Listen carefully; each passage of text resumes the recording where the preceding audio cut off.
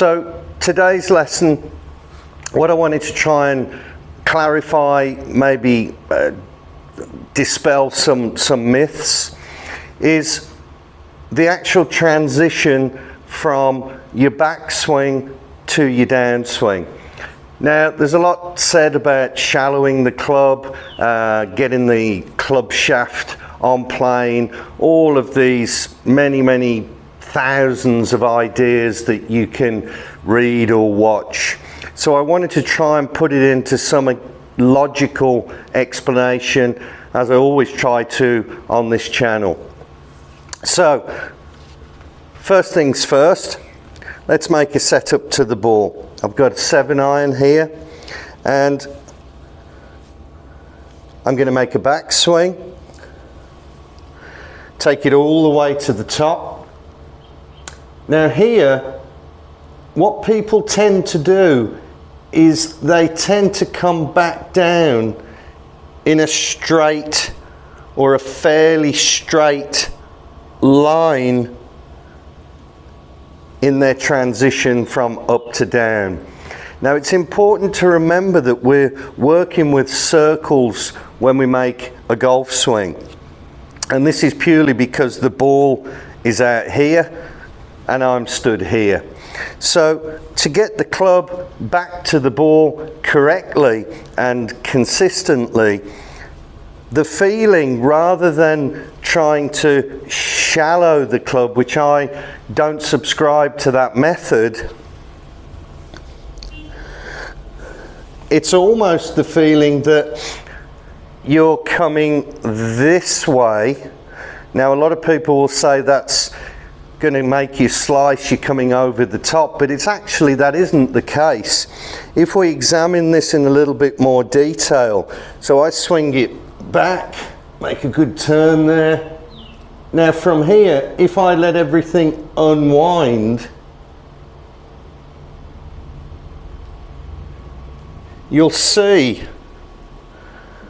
that the club is merely coming back on its rounded action.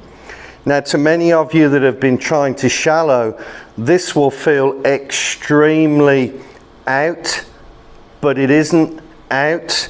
It's purely coming back on the line that you took the club up on. Now, if you look at some of the swing traces, certainly with Tiger Woods, the club goes up and it comes back, give or take a millimetre, on exactly the same line. So try to remember, in the golf swing, we don't have straight lines. There aren't any straight lines. Yes, you could pause this video and draw a line, and that's a straight line. That's purely the plane of the swing that you can see in 2 dimensions there. But the actual club itself has to be going in a curved manner. It has to go round in circles in a curved plane. So what I want you to try and feel like you're doing is, when you get to the top of your backswing, you're not throwing the club out this way, but you're allowing your hands, your arms, your shoulders, every piece of you to merely unwind back to where you want to be in a good position when we strike the ball. You'll see many pictures of pros coming into the ball here. Now, this gives the impression that we're coming this way in a straight line back down to the ball, but it isn't. It's an illusion.